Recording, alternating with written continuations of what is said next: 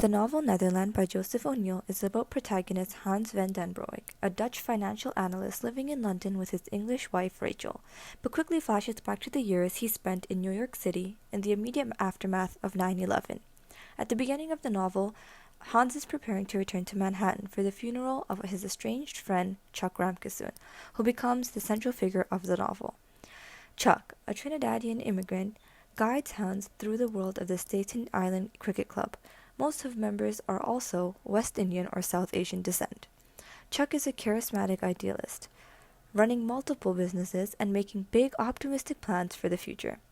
While Hans is swept along by Chuck's magnetic ardor for the American dream, Rachel moves back to London under the pretense of safety for their young son and indignation over the American fixation on economic oppression. Though Rachel is a markedly less likable character than Chuck in the book, Hans eventually follows her back to London. He loses touch with his Trinidadian friend, who is then discovered years later simply a body, handcuffed and disposed of in the Gowanus Canal. Through our first book meeting, in our group discussion, we discussed a lot of the development of the story as we read the first half of the book. We went through aspects of character development, which was mentioned by Mithila, and how it affected the different time periods that Hans was mentioning throughout the book, going back and forth between different memories and times that he was reminiscing over. We also found that there was a lot of foreshadowing in the close bond between Hans and Chuck itself, and using a lot of imagery and descriptiveness overall to just explain every single scenario, which we found that often tended to make us all lose where we were reading and have to really go back to read it, as the reader was often confused and directed a different way, losing the main point of what the situation was. Vithusha focused more on the actual connection between Chuck and Hans. So through this discussion, we realized that Hans actually feels that he's an assistant to Chuck rather than a friend or a close buddy. We also realized that Chuck talks a lot about death, despite being a man of optimism and a motivator to so many people around, making so many big changes and bold moves in the State Island itself. And he's really described as a know-it-all person. The atmosphere and just the way that his character is perceived is just very strong and bold, as if nobody can ever mess with him or touch him. And he's very interested in a specific graveyard, which we found something, again, as foreshadowing playing in, because he keeps mentioning it and he calls it a historic cemetery. And it really confused us as to why someone who was super strong and bold would really want to be thinking so much about death, or why that would implement something that he is afraid of. Overall, I felt that using long sentences in the novel really used to show that the character is actually thinking to himself rather than acting or speaking to another person at all times. He really thinks that he's thinking out loud to himself and really letting his thoughts set out in front of him to feel and let him fully feel what he is feeling, and also give us a dense and strong atmosphere as well.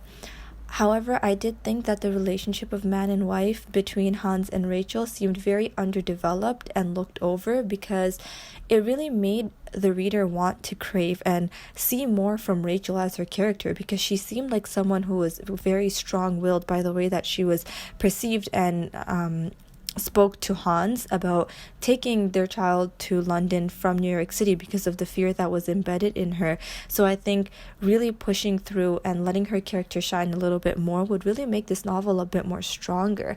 And knowing that this was post 9/11, it really shows that so many people were affected from the Twin Towers collapsing, and that it was not something that just affected the bare minimum of people, and it did affect really strongly physically and emotionally. So overall, we really felt like this was a major appeal to pathos, because the reader really felt sympathy for Hans and the position that he feels stuck in, and also Rachel's concern for the future of her son. And obviously we know that when kids come in, people caring about family members and stuff, we really do tend to work towards it and become more sensitive to the Netherland really enriched my learning through these book clubs as well as my own research, because I really got to think through about the psychological effects post 9/11 on the vast majority of people.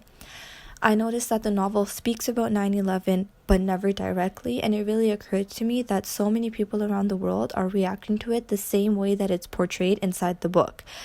There's that fear embedded of something that had once been caused by 9/11, but is now not spoken about. Yet that is what is restraining people and causing so much of what is out there today against Muslim people.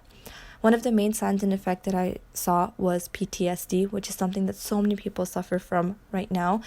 And it's portrayed through both characters very, very clearly, where the symptoms of living in flashbacks, as well as feeling locked up and wanting to avoid certain situations, are thoroughly shown through over and over again.